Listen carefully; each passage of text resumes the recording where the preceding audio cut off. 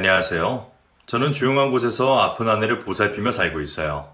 지금은 사랑하는 아내와 매일같이 지내고 있지만 2년 동안 저희에게는 끔찍한 일들이 있었어요. 아직도 그때의 일을 생각하면 여전히 소름이 끼치지만 이 또한 지나가겠죠. 저는 아내와 같은 취미 생활을 가지고 있던 어머니의 소개로 아내를 처음 만나게 되었어요. 어머니는 아내를 처음 보자마자 마음에 들었다고 하셨어요. 따뜻하고 선한 인상을 가진 아내에게 한번 끌렸고 그 모습이 늘 한결같아 더 반하게 되셨대요. 어머니의 말씀처럼 저 역시 따뜻한 마음을 가진 아내의 매력에 빠지게 되었어요. 누구에게나 친절하고 다정한 모습이 저는 좋았어요. 아내는 한 달에 한 번 장애인센터에 봉사활동을 하러 갔었어요. 장애인들에게 급식도 나눠주고 식사도 도와주곤 했어요. 저도 그런 아내를 따라간 적이 있었어요. 난생 처음 보는 남자애가, 아니, 몸집은 저만한 사람이 저의 팔에 갑자기 잡아당겨 순간 너무 당황스럽고 깜짝 놀랐어요. 아내가 그 사람을 데리고 가서 망정이지 저한테 해를 끼치는 것 같았어요. 깜짝 놀랐죠? 조금요. 사람이 반가워서 그래요. 그래요? 미숙 씨는 안 무서워요? 저도 처음엔 그랬는데 마음이 아픈 아이라고 생각하니 금방 괜찮아지던걸요? 아내는 놀란 저를 안심시켜 주었어요. 마음이 따뜻한 아내와 연애를 하면서 저도 좋은 쪽으로 변하게 되었고 결혼을 한다면 이런 사람과 하고 싶다는 생각이 들었어요. 그래서 저희는 결혼을 약속하게 되었고 양가 어른들의 허락을 받아 만나고 있었어요. 아내는 어렸을 때 부모님이 이혼을 하고 어머니와 함께 살아왔어요. 서로 의지를 하며 살아서인지 두 사람은 모녀지간보다는 자매 같은 느낌이었어요. 장모님을 만나고 나니 아내의 따뜻한 마음씨는 장모님을 닮았다는 것을 알 수 있었어요. 장모님은 음식 솜씨가 좋으시고 손이 크셔서 무엇이든 많이 만드셔서 이웃과 나눠 드셨어요. 한 번은 퇴근하는 길에 집에 들르라는 말에 갔다가 산더미처럼 쌓여있는 김밥을 보고 깜짝 놀란 적이 있었어요. 이게 다 뭐예요? 보고도 몰라? 김밥이잖아. 어디 나들이라도 가세요? 아니, 갑자기 김밥이 먹고 싶어서 말했지? 이걸 혼자 다 하신 거예요? 그럼. 너무 많은 것 같은데. 이 집, 저 집 다 나눠주고 나면 얼마 남지도 않아. 에이, 설마요. 잠시 뒤 장모님의 연락을 받은 지인들이 하나 둘씩 들어오더니 장모님이 포장해 놓은 김밥을 가지고 갔어요. 그렇게 몇 분이 다녀가시고 나니 정말 장모님의 말처럼 김밥이 확 줄었어요. 어때? 내 말이 맞지? 네. 말만 해. 모자라면 더 말해줄 테니. 아니에요. 충분해요. 저는 장모님이 만들어주신 어묵 국물을 먹으며 김밥을 먹었어요. 그리고는 또 내일 아침에 먹고 가라며 몇 줄 손에 쥐어주셨어요. 아내는 김밥으로 고문하는 거냐며 말렸지만 저는 감사히 받아왔어요. 너무 많이 먹어서 속은 더부룩했지만 장모님의 온기가 느껴지는 듯 했어요. 저는 저대로, 아내는 아내대로 서로의 부모님과 서로 잘 지냈고 결혼을 전제로 만나기는 했지만 결혼보다는 연애를 더 하고 싶었어요. 하지만 부모님들은 생각이 달랐어요. 어차피 결혼을 하는 거라면 일찍 하는 것이 더 낫다며 결혼을 서두르셨어요. 양쪽 집에서 밀어붙이는 탓에 저희는 결국 아이를 늦게 가지기로 하고선 결혼 날짜를 잡았어요. 그러던 어느 날 아내가 할 말이 있다며 집으로 초대를 했어요. 집 앞에 차를 주차를 하고 있는데 아내가 대문을 열고 들어가고 있었어요. 저는 급하게 빵빵 크락션을 울렸어요. 그랬더니 아내가 고개를 돌렸어요. 저는 차에서 내려 아내에게 다가갔어요. 어떻게 알고 나왔어요? 네? 나 마중 나온 거 아니었어요? 누구세요? 지금 저보고 하는 말이에요. 저를 아세요? 아이, 미숙씨, 장난 그만 쳐요. 아, 죄송해요. 아내는 순살같이 다시 집으로 후다닥 들어갔어요. 저는 아내가 왜 저러나 너무 당황스러웠어요. 잠시 뒤 아내가 다시 나왔어요. 놀랐죠? 좀 전에 무슨 상황이에요? 나 모르게 이벤트 준비한 거예요? 아니에요. 그럼 아까는 왜? 안으로 들어가요. 들어가서 얘기해 줄게요.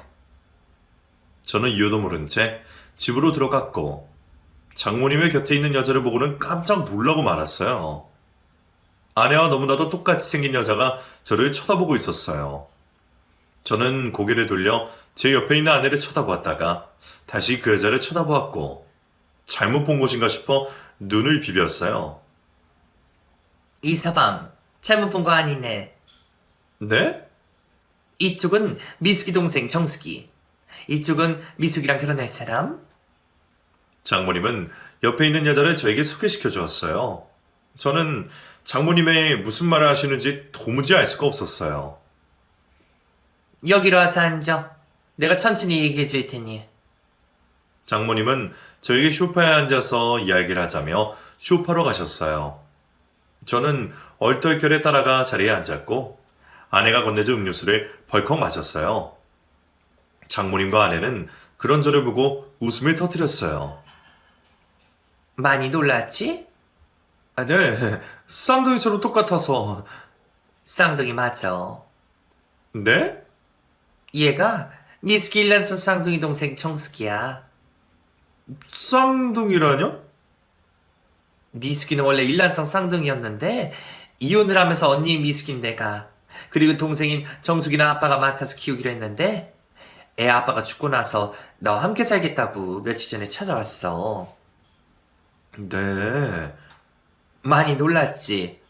아니요, 조금요. 오랜 기간 같이 살았으면 똑같이 생겨도 누군지 금방 알아볼 텐데 내가 낳았지만 사실 나도 지금 구분이 잘 안 가네. 그건 살다 보면 또 금방 괜찮아질 게야. 장모님은 처제의 손을 꼭 잡으며 따뜻한 눈빛으로 쳐다봤어요. 아내 역시 그런 두 사람을 애틋하게 쳐다봤고 저의 머릿속은 혼란스러웠어요. 외모뿐만 아니라 풍기는 분위기까지 닮은 두 사람. 미리 알고 있었더라면 덜 그랬을 텐데 없던 처제가 생기게 된 것이니 그럴 수밖에요. 이서방, 그만 쳐다보고 밥이나 먹으러 가세. 자네 온다고 해서 자네가 좋아하는 걸로 좀 만들어 봤어. 네, 네. 식탁에 앉아 저는 밥이 입으로 들어가는지 코로 들어가는지 정신이 없었어요. 그건 쌍둥이 동생도 마찬가지인 듯 했어요. 장모님과 아내의 시선은 계속해서 동생을 향해 있었거든요. 식사를 마친 저는 집으로 간다며 나왔고 아내도 같이 따라 나왔어요. 괜찮아요? 솔직히 취할 것 같아요. 그럴 것 같았어요. 잠시 걸을까요, 그럼? 좋죠. 아내와 저는 소화도 시킬 겸 집 주변을 걸으면서 이야기를 나누었어요. 나도 너무 어릴 때 헤어져서 마주하고 있으면 깜짝깜짝 놀라요. 그냥 동생도 아니고 나와 똑같이 생긴 동생이니 더 그런 것 같아요. 미숙 씨는 괜찮아요? 그럼요. 늘 혼자 자라서 외로웠는데 자매가 생겼으니 얼마나 좋겠어요. 그건 그렇네요. 동생이랑 지금까지 못 해본 것들을 다 해볼 생각이에요. 벌써부터 설레는걸요? 부럽네요. 그쵸?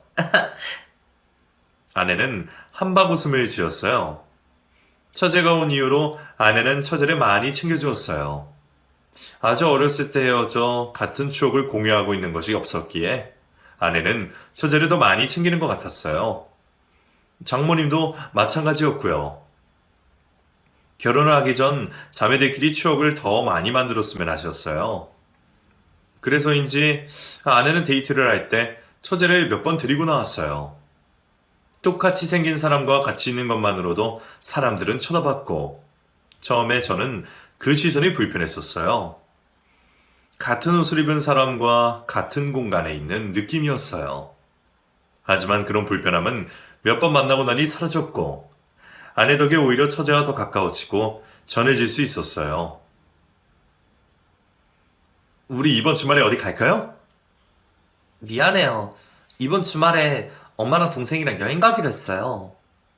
그래요? 요즘 동생 때문에 우리가 만날 시간이 줄은 것 같아. 섭섭한데요. 미안해요. 아니면 같이 갈래요? 같이요? 네. 여자들끼리 가는 것보단 남자랑 같이 가는 것이 든든하고 좋죠, 뭐. 그럴까요, 그럼? 아내의 제안에 저도 같이 여행을 가게 되었어요. 펜션 근처 맛집도 알아보고 둘러볼 것도 미리 알아봤죠. 날씨까지 화창해서 출발부터 기분이 좋았어요. 여행을 하는 동안 아내는 동생에 대해서 더 많은 것을 알 수 있었어요. 좋아하는 음식, 즐겨 부르는 노래, 알 수 없었던 학창시절의 이야기까지. 여행하는 내내 서로에 대해서 많은 것을 공유하게 되니 아내와 처제는 더욱 가까워지는 듯 했어요. 그런 모습을 지켜보는 장모님의 입가에도 미소가 떠나가질 않았어요. 저에게도 고맙다는 인사도 잊지 않으셨고요. 떨어져 지낸 세월이 긴데도 저리 가깝게 지낼 수 있다니 쌍둥이는 뭔가 다르긴 다르다라는 느낌이 들었어요. 그러는 사이 저희 결혼이 한 달 앞으로 다가왔고 저는 아내에게 제대로 된 청혼을 하지 못했던 터라 이벤트를 준비하고 있었어요. 친구가 하는 카페를 빌려 풍선도 불고 꽃길도 만들고 팔자에도 없는 피아노도 연습을 했어요. 단기간에 완벽하게 연주를 할 수 있는 건 아니었지만 나름 제 연주에 만족을 했어요. 한 번 더 주위를 살펴보고 기뻐할 아내를 생각하며 아내가 오기를 기다렸어요. 이윽고 아내가 카페로 들어섰고 저는 준비한 연주를 들어주었어요. 긴장이 되어 중간중간 음이 나간 적도 있었지만 무사히 마무리를 할 수 있었어요. 그러고는 아내에게 다가가 반지를 전하며 청혼을 했어요. 나와 결혼해 줄래요? 당연하죠. 평생 행복하게 해줄게요. 사랑해요. 눈물을 글썽이고 있던 아내는 끝내 눈물을 흘렸고 저는 그런 아내의 어깨를 감싸 안았어요. 그리고는 반지를 꺼내어 아내의 손가락에 끼웠어요. 아내는 반지를 쳐다보며 만졌어요. 그때 친구가 준비한 음식을 가지고 나왔고 저희는 자리에 앉았어요. 고마워요. 너무 늦어서 미안해요. 아니에요. 너무 좋아요. 아내는 제가 준 반지를 계속해서 쳐다보며 만졌어요. 저는 스테이크를 썰어 아내에게 건넸고 아내는 그제서야 반지에서 눈을 떼고는 음식을 먹었어요. 맛있다. 특별히 당신을 위해서 만들었대요. 그래요? 그래서 더 맛있게 느껴지는 건가? 아마 나보다 더 긴장하면서 만들었을걸요? 설마요.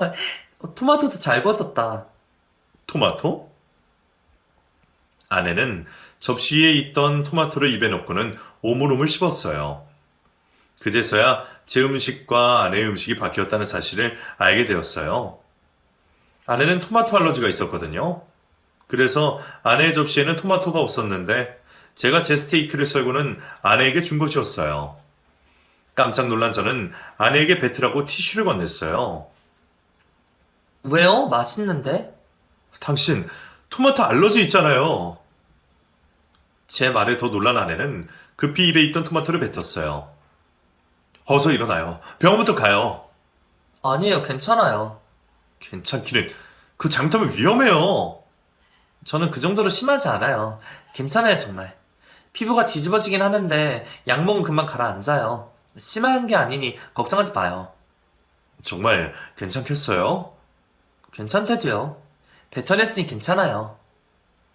아내는 괜찮다며 웃으며 말했지만 저는 심장이 내려앉는 줄 알았어요. 아내에게 너무 미안했어요. 식사를 하는 내내 아내의 피부에만 온 신경이 갔어요.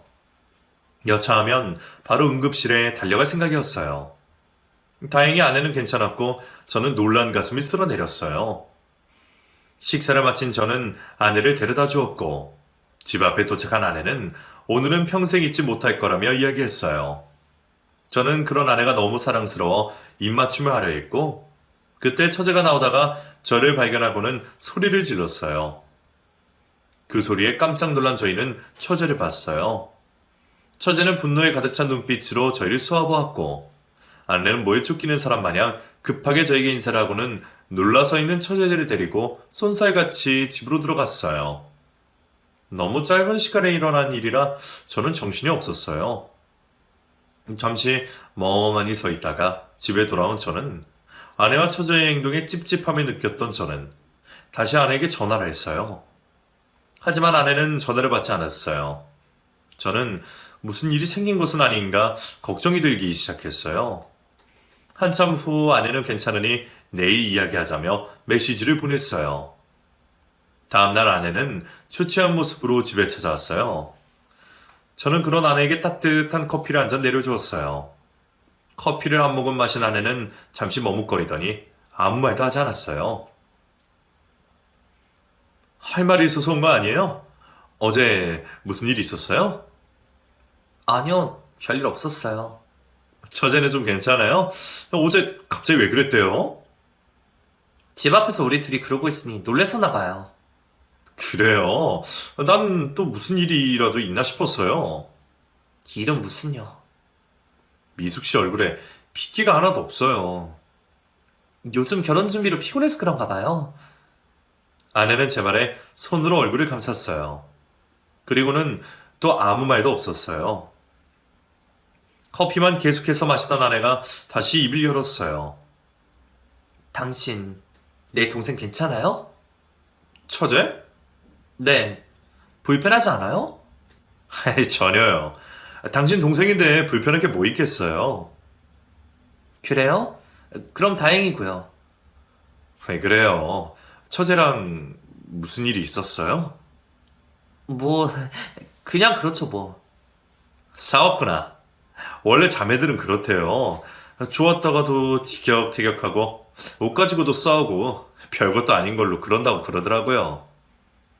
차라리 그런 거였으면 좋겠네요. 네? 아니에요, 아무것도. 아내는 여전히 근심 가득한 얼굴을 하고 있었어요. 그날 이후로 아내는 처제 이야기를 더 이상 하지 않았고 저와 만날 때에도 처제를 데리고 나오지 않았어요. 자매들끼리 싸움이 길어진 것 같다는 생각에 풀어보자고 싶었던 저는 아내의 처제를 만나게 했다가 오히려 아내와 싸움을 하게 되었어요. 자신들의 일에 왜 끼어드냐며 차갑게 말하는 아내에게 저도 화가 났죠. 잘해보려고 했던 일인데 오히려 더 저희 사이만 안 좋아지게 되었어요. 자신이 너무 예민해서 그렇다며 사과를 하는 아내 덕에 금방 풀리긴 했지만 그 후로는 두 사람의 일에 끼어들지 않았어요. 그로부터 한 달이 지났고 저희는 결혼식을 올렸어요. 웨딩드레스를 입은 아내는 너무 예뻤어요. 아내의 지인들이 신부 대기실로 와 사진을 찍었어요. 그때 조금 늦게 도착한 처제가 들어왔고 모두들 눈이 희둥그레졌어요. 웬만하면 결혼식에는 신부를 위해 하얀색 옷을 피한다고 하는데 다른 사람도 아닌 처제가 하얀색 드레스를 입고 나타났어요. 언니, 결혼 축하해. 그래. 드레스 너무 예쁘다. 그러니? 우리 같이 사진 찍자. 그래, 이리 와. 저희 예쁘게 찍어주세요. 처제는 아내의 곁으로 다가가 앉았어요. 나란히 같은 색의 옷을 입고 있는 똑같이 생긴 두 사람 때문에 사람들은 웅성거렸어요. 옷까지 저렇게 입고 있으니 신부가 누구인지도 모르겠다고 제잘거렸어요. 그 소리를 아내도 들었는지 표정이 좋지 않았어요. 사진을 다 찍은 처제는 저와도 같이 찍자고 다가왔고 저는 얼떨결에 처제와 사진을 찍게 되었고 알 수 없는 느낌을 받았어요. 언제부턴가 아내와 처제 사이에 이상한 기류가 흐르고 있다는 것을 알고 있었어요. 아내가 처음 처제를 만났을 때와는 다른 느낌이었거든요. 사진을 다 찍고 직원이 부르는 소리에 저는 밖으로 나갔고 저희는 결혼식을 올렸어요. 행복해할 아내는 웃고 있었지만 눈은 불안해하고 있었어요. 결혼식을 올린 저희는 신혼여행을 다녀온 후 신혼집으로 들어갔어요. 인사도 드리러 다니고 집들이도 하고 몇 달을 정신없이 보냈지만 아내와 저는 행복했어요. 일은 많았지만 같이 있는 것만으로도 좋았어요. 하루하루를 행복하게 보내던 그때 갑작스럽게 장모님이 쓰러지셨다는 연락을 받았어요. 저는 일을 하고 있다가 부랴부랴 병원으로 달려갔어요. 누워있는 장모님 곁에 있는 아내를 발견했어요. 무슨 일이에요? 장모님은 괜찮으세요?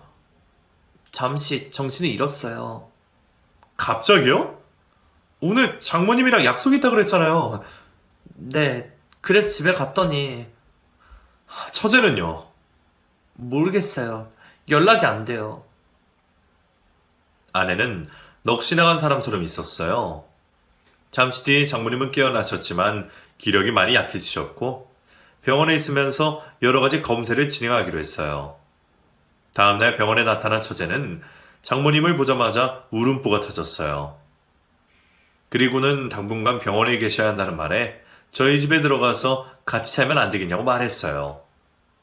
아내는 처제의 부탁을 단칼에 거절했어요. 저는 아내의 처음 보는 단호함에 깜짝 놀랐어요. 아빠 돌아가시고 엄마마저 병원에 계시니 무서워서 그래. 당분간만 같이 지내자. 그것도 안 돼? 어린애도 아니고 너 혼자 지낼 수 있잖아. 언니가 뭘 한다고 그래. 네가 혼자 남겨진 기분을 알아? 아빠 돌아가시고 혼자 있는 동안 너무 힘들었다고. 그래도 이건 아니야. 왜? 내가 여기 있으면 안 되는 이유라도 있는 거야?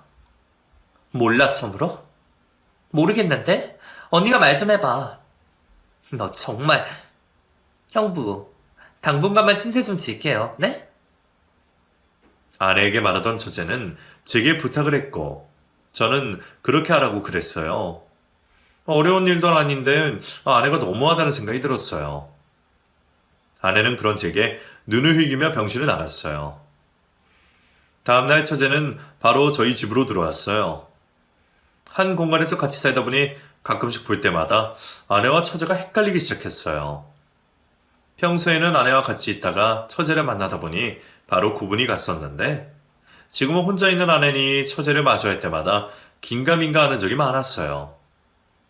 한 번은 자고 일어났는데 아내가 주방에서 아침을 준비하고 있었어요. 저는 아내를 놀래켜줄 생각에 몰래 다가가 아내에게 백허그를 했어요. 당신, 지금 거기서 뭐해요? 화들짝 놀라 몸을 돌리니 아내가 거실에서 저를 쳐다보고 있었어요. 제가 안고 있던 사람은 아내가 아니라 처제였어요. 화가 난 아내는 방으로 들어가 버렸고 저는 처제에게 미안하다고 사과를 하고는 아내에게 쫓아갔어요. 미안해요. 당신인 줄 알고. 됐어요. 아무리 그래도 그렇지. 어떻게 자기 아내를 못 알아봐요. 뒷모습이 너무 똑같아서. 그리고 내 집에서 요리를 하고 있으니 당연히 당신인 줄 알았죠. 그걸 핑계라고 되는 거예요? 정말이에요. 내가 무슨 천하의 몹쓸 놈도 아니고 알고 그런 짓을 하게.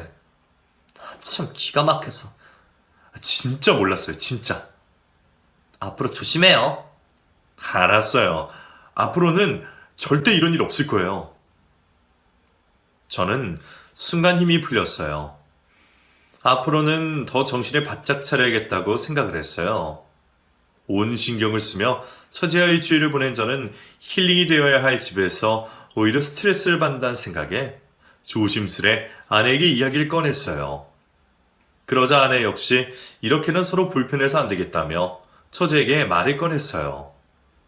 그러자 처제는 자신이 앞으로 더 조심을 할 테니 장모님이 퇴원할 때까지만 조금만 더 있게 해달라고 사정했어요. 아내는 그런 처제를 밖으로 내몰 수가 없었고 며칠만 더 데리고 있기로 했어요. 며칠 후 장모님이 퇴원을 하셨고 저는 이제 마음 편히 살 수 있겠다 싶었는데 웬걸 처제가 퇴원한 장모님을 모시고는 저희 집으로 왔어요. 엄마, 몸 회복될 때까지만 여기서 지낼게요. 몇 달 같이 안 산 저보다는 엽서 끼고 산 언니가 더 편할 테니까요. 그렇게 해도 되죠? 아니야, 이서봐. 난 괜찮아. 이제 아무렇지 않은데 뭘. 그러지 말고 언니네에서 같이 지내요. 둘이 있는 것보다 훨씬 낫지 뭘 그래요? 그래도 이건 아니다. 우리 집으로 가자. 엄만 잠자코 좀 있어요. 어떻게 해요? 가요 말아요? 장모님의 만류에도 처제는 막무가내였고 장모님과 아내는 저희 눈치를 살폈어요. 그렇게 하세요. 조만간 저도 해외에 나갈 일이 있어서 이 사람 혼자 두고 가는 게 걱정되었는데 잘 됐어요. 당신 해외 나가요? 확실해지면 그때 얘기하라 했는데 아마 그리 될 것 같아요. 얼마나 걸리는데요? 한 달 정도? 당분간은 장모님이랑 처제랑 여기서 같이 지내요. 그때부터 저는 처갓집 식구들과 같이 살았고 얼마 있지 않아 해외로 가게 되었어요. 해외에 나가 있는 동안 아내와 늘 연락해 오늘 있었던 일들을 이야기했고 그러면서 아내와 다시 연애를 하는 것 같은 기분이 들었어요. 이 주가 지났을 때는 아내가 많이 그리워 얼른 아내를 만나고 싶었어요. 해외로 나온 지 한 달이 거의 지나갈 무렵 저는 청천벽력 같은 소식을 듣게 되었어요. 아내와 처제가 사고를 당했고 아내는 크게 다치지 않았지만 처제는 의식불명 상태라는 것이었어요. 급하게 정리를 하고 먼저 돌아온 저는 병원으로 달려갔어요. 처제는 중환자실에 누워 있었고 아내와 장모님은 초췌한 모습으로 있었어요. 저를 보자마자 아내는 울음을 터뜨렸어요. 처제에게는 미안하지만 아내가 큰 부상 없이 제 눈앞에 서 있다는 것에 감사했어요. 저는 울고 있는 아내를 달래고 위로해 주었어요. 처제를 만났다고 얼마나 좋아했었는데 행여나 처제가 저리 된 것을 자신의 탓으로 돌릴까 걱정이 되었던 저는 아내를 옆에서 세심하게 살폈어요. 한동안 힘들어하던 아내는 제 예상과는 달리 금방 털어냈고 일상생활을 할 수 있게 되었어요. 하지만 어딘가는 낯선 모습이었어요. 마음이 따뜻하고 다른 사람에게 도움을 주는 것을 좋아하던 아내였는데 그런 모습은 찾아볼 수가 없었어요. 다른 사람과의 왕래도 없었고 그런 자리는 핑계를 대며 피하기 시작했어요. 당신 요즘 이상해진 것 같아요. 내가요? 뭔가 분위기가 예전과는 달라진 것 같아요. 사람이 큰일을 겪고 나면 달라진다잖아요. 그래서 그렇게 느껴지는 건가? 그런가? 예전에는 사람들과 어울려 봉사하러 다니는 것을 좋아했는데 지금은 혼자만 지내는 것 같아서요. 당신도 해외에 가 있었고, 동생이랑 사고도 크게 났고, 동생은 저리 됐고, 언제 어떻게 될지 모르는 인생인데, 이젠 남들보다는 나한테 집중하기로 했어요. 그럴 수도 있겠네요. 아내의 이야기를 들어보니 마음의 변화가 생길 수도 있겠다는 생각이 들었어요. 자신을 위해 살겠다는 아내는 처제에게도 소홀해졌고 평일에는 거의 장모님이 병원에 계셨어요. 장모님은 다 자신의 잘못이라며 저만 보면 눈물을 흘리셨어요. 그러던 어느 날 처제를 보살피던 장모님이 쓰러지셨어요. 연세도 있으신 데다가 처제를 신경 쓰느라 자신의 몸이 죽어가는 것도 모르고 계셨어요. 장모님은 며칠을 알아 누우셨고 저를 바라보며 아무 말 없이 눈물만 흘리셨어요. 그걸 지켜보던 아내는 그만 울라며 밖으로 나갔고 장모님은 그 틈을 타 저에게 힘겹게 이야기를 하셨어요. 이서방, 네? 소리가 잘 안 들리던 저는 장모님의 곁으로 다가가 귀를 기울였어요. 이서방, 우리 딸하고 이혼 좀 해주게. 장모님은 힘겹게 말을 하시더니 손으로 서랍을 가리켰어요. 저는 서랍문을 열었고 서랍 속에는 노트 한 권이 있었어요. 장모님은 제게 그 노트를 보라고 하셨고 그때 밖에 나갔던 아내가 들어왔어요. 저는 얼른 노트를 아내 몰래 옷 속에 숨겼어요. 둘이 무슨 얘기했던 거예요? 아무 말도 안 했어요. 방금 엄마가 당신한테 뭐라고 한 것 같은데요? 아니야. 춥다고 하셔서 이불 덮어드렸어요. 그래요? 아내는 장모님과 제가 무슨 말이라도 했을까봐 신경을 쓰고 있는 것 같았어요. 자꾸 병실에 혼자 있겠다며 저더러 집에 가라고 했어요. 그러자 장모님이 오늘은 왠지 같이 있고 싶다고 하셨어요. 장모님도 본인이 가실 때가 되었다는 것을 직감하고 계셨던 것 같았어요. 다음날 장모님은 돌아가셨고 빈소를 시키는 3일 내내 저는 장모님의 말을 이해할 수가 없었어요. 뜬금없이 왜 아내와 이혼을 하라고 하시는 것인지. 집에 돌아온 저는 아내 몰래 숨겨놓았던 장모님이 건넨 노트를 꺼내어 펼쳤어요. 노트를 볼 새도 없이 장모님의 상을 치르느라 정신이 없었거든요. 노트를 펼친 저는 그 노트가 아내의 일기장이라는 것을 알게 되었어요. 아내의 일기장에는 저와 데이트했던 내용들도 적혀 있었어요. 아내의 일기를 보는 내내 저도 그때의 기억이 떠올랐어요. 기분 좋게 일기를 읽어보다 다음 장을 읽게 된 저는 손이 바들바들 떨리기 시작했어요. 아내는 처제가 집에 온 날 이후부터 처제에 대한 원망의 글들을 수많이 적었어요. 동생에게 너무 화가 난다. 나를 따라하는 것도 모자라 이제는 그 사람에게 나인 척 행동한다. 동생과 한 집에 살고 있다는 것이 끔찍하다. 동생이 오기 전으로 돌아갔으면 좋겠다. 그리고 저는 그날의 일기를 보고는 경악을 금치 못했어요. 그날은 바로 제가 아내에게 청혼을 하던 그날이었어요. 나 대신 청혼을 받은 동생. 동생이 나인 줄 알고 청혼을 하고 입맞춤을 하려는 그 사람에게 당신이 청혼한 사람은 내가 아니라 내 동생이었다는 사실을 알릴 수 있을까? 동생이 당신을 좋아해서 이런 일을 꾸몄다는 것을. 이 사실을 알고도 나와 결혼할 수 있을까? 이 모든 것들을 숨겨야 하는 사실이 너무 슬프다. 저는 글을 읽는 순간 지난 날의 일들이 주마등처럼 지나갔어요. 알러지가 있다던 토마토를 거침없이 먹던 아내, 그리고 집 앞에서 소리를 지른 처제와 그런 처제를 다급하게 데리고 들어가던 아내. 맞았어요. 그때 왜 그리 찝찝한 기분이 들었나 했더니 저는 온몸에 소름이 돋았어요. 그런 것도 모르고 저는 처제와 같이 살고 있었다니. 아내가 왜 처제를 대하는 마음이 달랐는지, 그토록 살뜰하게 챙긴 처제가 누워있는데도 가무질 않는지 아내의 일기장을 보고서는 확실히 알 수 있었어요. 저는 보고 있던 노트를 덮고 자고 있는 아내에게 다가갔어요. 그동안 다른 사람에게 말도 못하고 마음 졸여가며 살았을 아내를 생각하니 가슴이 아팠어요. 제가 좀 더 일찍 눈치를 챘더라면 처제를 이 집으로 들이지 않았을 텐데, 그랬으면 아내가 덜 아파했을 텐데, 아내가 너무 가여웠어요. 저는 자고 있는 아내와 몸에 이불을 다시 덮어주었어요. 그러다 이불 위에 있던 아내의 핸드폰을 바닥에 떨어뜨리고 말았어요. 그 소리에 아내는 몸을 뒤척이며 말했어요. 안 자고 거기서 뭐해요? 미안해요. 잠이 안 와서. 당신도 상치느라 고생했을 텐데 어서 자요. 미안해요. 뭐가? 그냥 모든 것들이. 실없기는. 잠 안 오면 우유라도 한 잔 데워 먹어요. 그럴게요. 먼저 자요. 아내는 깊은 잠에 들어서인지 저와 몇 마디를 나누고서는 금세 또다시 잠이 들었어요. 저는 한숨을 내쉬며 조용히 바닥에 떨어진 핸드폰을 들어 닫으려다 핸드폰에 띄어진 사진을 보게 되었어요. 아내는 저장되어 있던 사진을 보다 자기도 모르게 잠이 들었나 봐요. 저는 아내의 핸드폰에 저장된 사진을 하나하나 넘겨가며 봤어요. 아내의 어렸을 때의 모습도 지금처럼 너무 예뻤어요.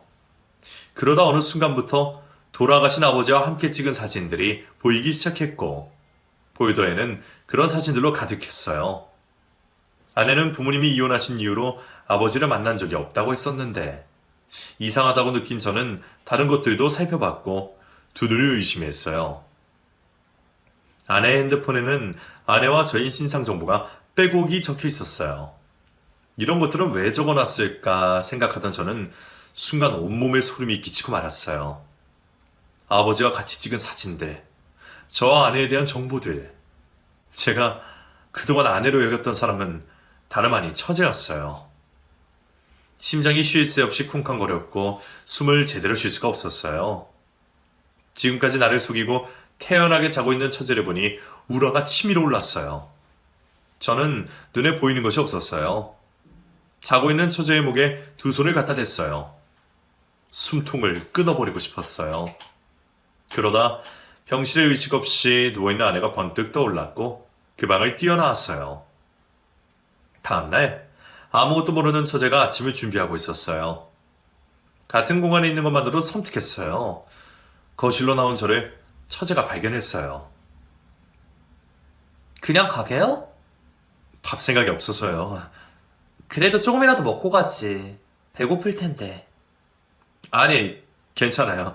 그리고 며칠 동안 출장 가야 될 것 같아요. 갑자기요? 내가 하고 있던 일이라.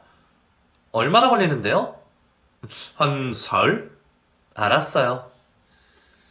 평소에 출장이 잦았던 터라 처제는 별다른 의심을 하지 않았어요. 저는 아내가 있는 병원으로 갔어요.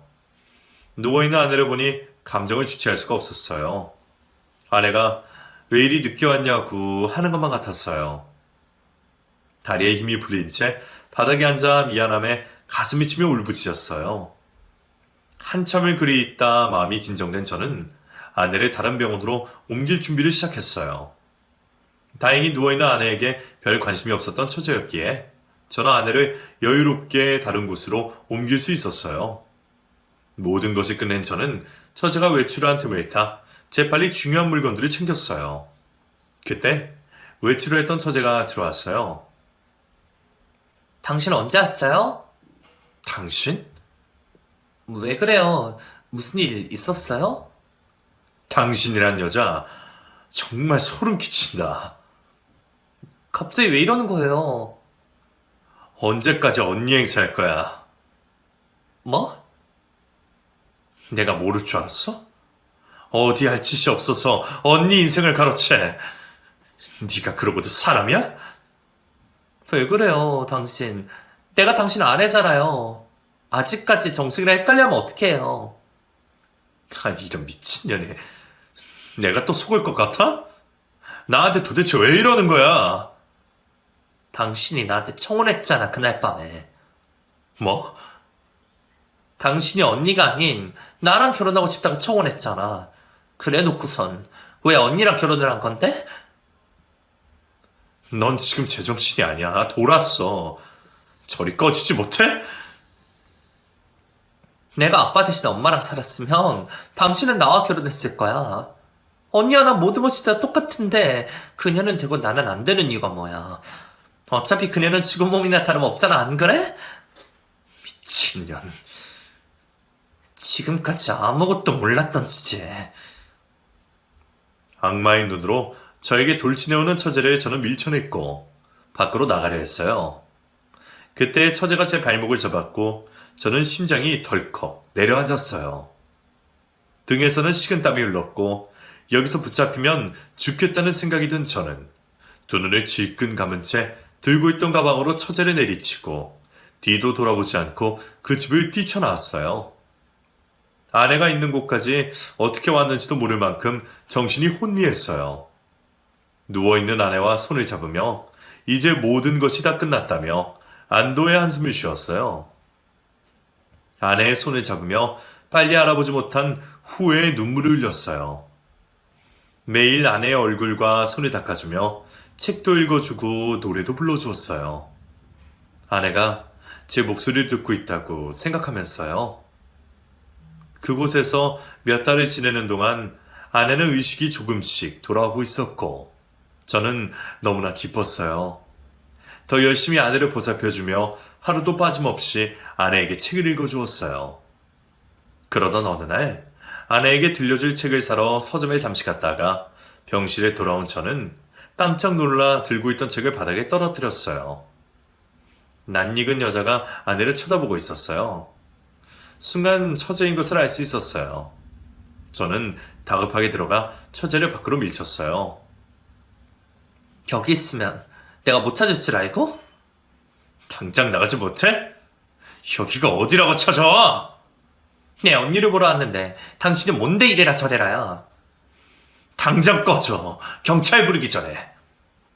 저리 비켜. 이게 다 전현 때문이야. 전현만 그때 죽고 없었다라면 우리는 지금쯤 아들 딸 낳고 행복하게 잘 살고 있었을 거야. 미친 소리도 착착해. 미친 건 내가 아니라 바로 당신이야. 청혼도 내가 받았고 한 침대에서 잠을 잔 건 나야. 헛소리 집어치워. 내가 원한 건 하나도 없었어. 단 인연이 만들어 놓은 덫에 걸린 것뿐이라고. 저리 비켜. 오늘 내가 전현의 숨통을 끊어놓고 말겠어. 누워있는 아내에게 거침없이 달려드는 처제를 밀치며 저는 다급하게 소리를 질렀고 저의 소리에 사람들이 몰렸어요. 다른 사람들의 도움으로 간신히 처제를 떼어낼 수 있었어요. 저는 언제 또 처제가 찾아와 아내를 해칠지 몰라 두려웠고 여러 방법 끝에 처제를 정신병원에 입원시키게 되었어요. 처제가 다시는 아내를 찾아오지 못한다는 안동감에 저는 예전보다 마음이 많이 편해졌어요. 아내도 그것을 느꼈는지 시간이 흐를수록 많이 호전되었고 저와 대화를 나눌 수도 있었어요. 저는 점점 아내와 헤어져야 할 시기가 다가왔음을 느꼈어요. 제가 없이도 아내가 생활하기 편하게 짐을 정리하고 아내에게 위치를 알려주었어요. 날 떠나게요? 미안해요. 당신 옆에 있을 수가 없어요. 왜요? 난 당신을 못 알아봤으니까요. 그럼 지금까지 왜 내 곁을 지켰어요? 그건 당신 혼자 둘 수 없으니까. 지금은 나 혼자 있어도 괜찮고요. 나랑 같이 있으면 당신이 괴로울 거예요. 그건 당신도 마찬가지 아니에요? 미안해요. 이건 우리 둘의 잘못이 아니에요. 난 당신이랑 같이 있고 싶어요. 아내는 간절한 눈빛으로 저를 쳐다봤어요. 저는 눈물을 흘리며 주머니에서 반지를 꺼내어 아내의 손에 올려놓았어요. 나와 결혼해 줄래요? 제 말을 듣고 아내는 눈물을 흘렸어요. 아내가 깨어나면 꼭 해주고 싶었던 것이었어요. 저에게 청혼을 받지 못한 아내에게 늦었지만 마음을 전하고 싶었어요. 저는 반지를 집어 아내의 손가락에 끼워주고는 입맞춤을 나누었어요.